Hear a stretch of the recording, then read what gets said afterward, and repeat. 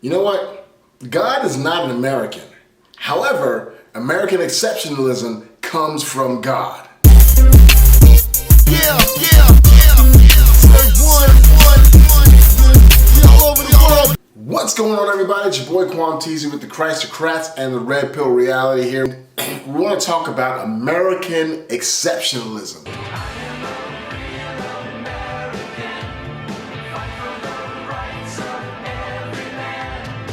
Why in the world is the progressive left so hateful of America? Why do they hate it so much? Why in the world do they not like anything that has to do with America? You know, when Donald Trump says, "Make America great again," their response is, when was America ever really great? America great again.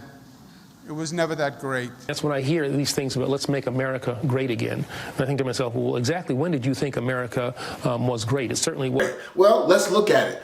Given the fact that America had slaves and that we didn't allow women to vote and that there's, we were hostile towards gays and, we took over the Indian territory and blah, blah, blah, blah, blah, blah, blah, blah.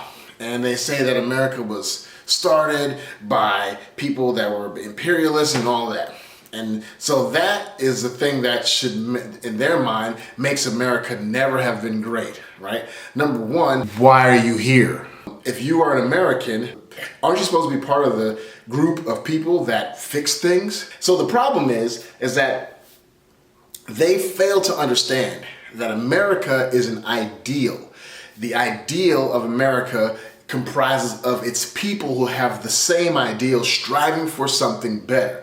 Let's take a little history lesson. America was not founded by people that came over here to conquer the land. America was founded by the people that came here and started the colonies. They were Danish. They were, a lot of them were Quakers. A lot of them came from different other countries and came here and started the colonies because they were, number one, trying to have religious freedom, to be able to practice Christianity without being attacked for not being a Catholic. That's one of the main reasons why they came here, to start a new world, to get away from that. They were under the rule of England still when they got here, and they began to create these colonies, not thinking that it was going to come and become this great conglomerate that it is now.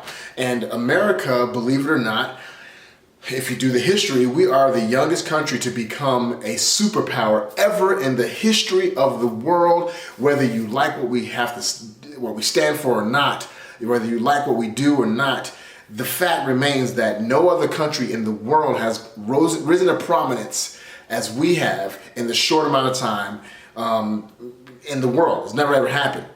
Things that have gone down in this world that have been positive have been largely in the last 200 to 300 years, 200 years or so, have been because of America.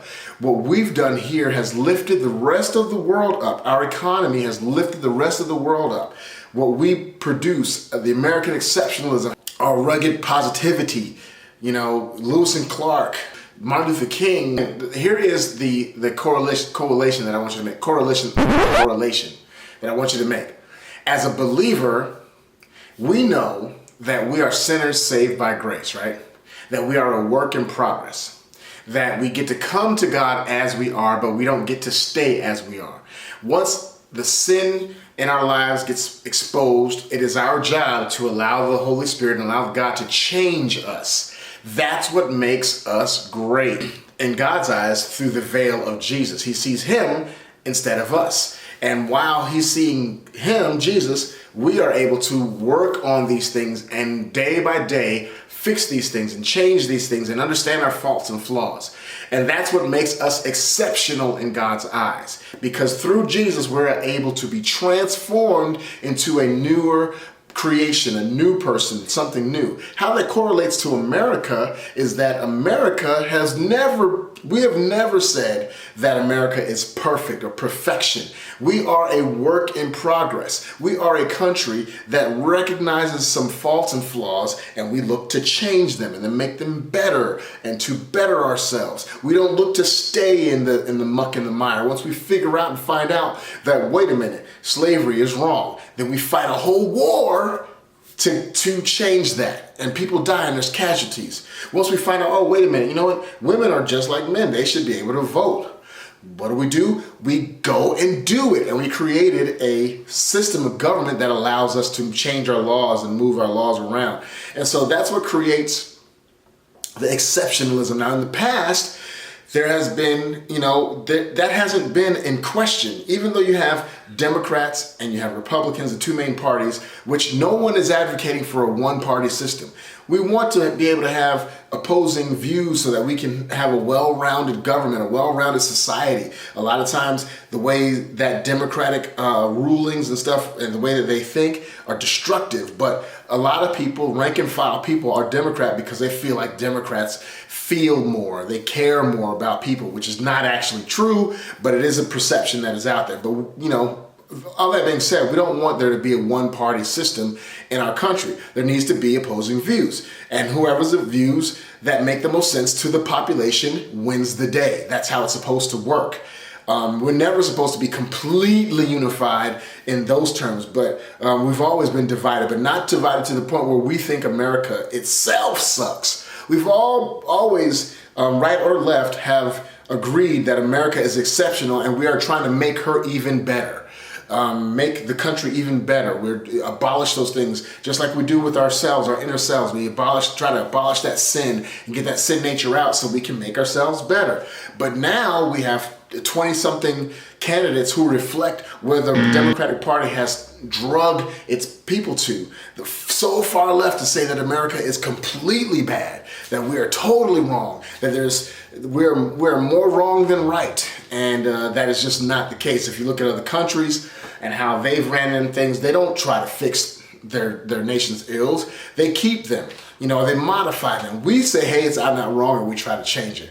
And so our country has been drugged to an extreme left, and now we're not been dragged to the extreme right. That's not ever happened. And I'm begging you, Democrats who are normal, regular, good thinking people, don't let them drag you that far. I mean, Kamala Harris has put forth a $100 billion plan to give home ownership to black people alone. You know what? That would cause riots. It's untenable.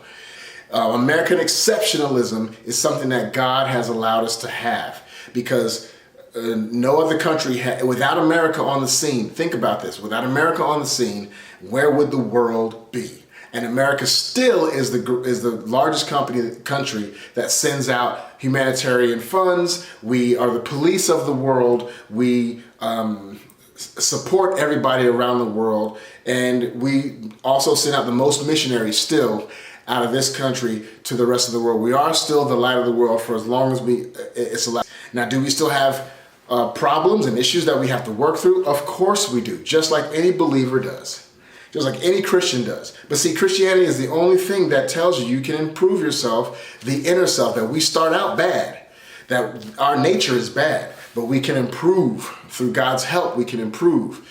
And the secular, godless, globalist progressivism is what says that there is no utopia with God, but without God, we can create this utopia. If we can just get the evil of the American dream out and make everything equal, we can create a utopia. It sounds just like what they were doing at the Tower of Babel. It goes all the way back to the garden, what the devil said, what the devil did, and how he told Eve that and Adam that they did not need God. They could do it on their own. So the left, the progressives, try to create this utopia that is not going to ever work, never works. So socialism, communism, that and at the same time, they want to say that the American ideal is evil and wrong, and we've always been evil and we've never been great. Don't believe the hype. America is great because of its people and because of its ideal that we can fix what is wrong and we can create an atmosphere where there's opportunity for everyone. And that only comes from a godly perspective. We may have strayed away from it being about God, but God is the one that gives us that foundation and perspective. So make sure you understand that America is great. America will continue to be great for as long as God allows it.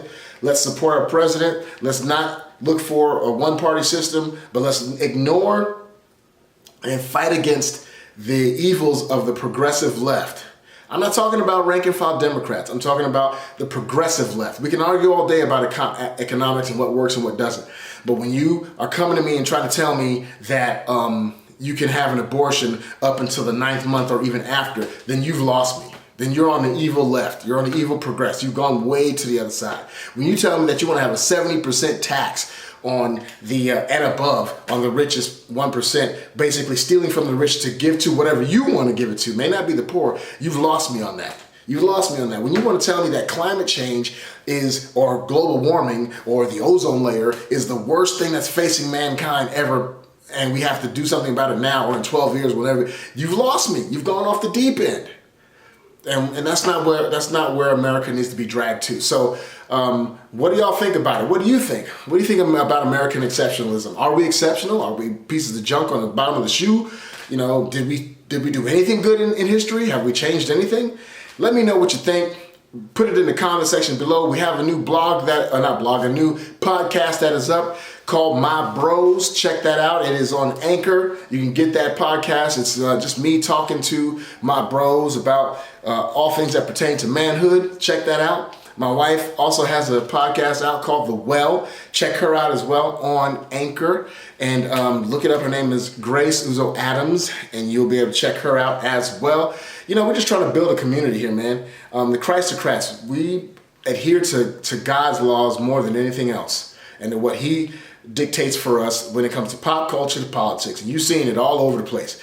I promise you we're going to be talking about more fun stuff coming up very soon. We got our website coming up. Love you guys. Remember, love God, hate sin. We're not left, we're not right, but we are up.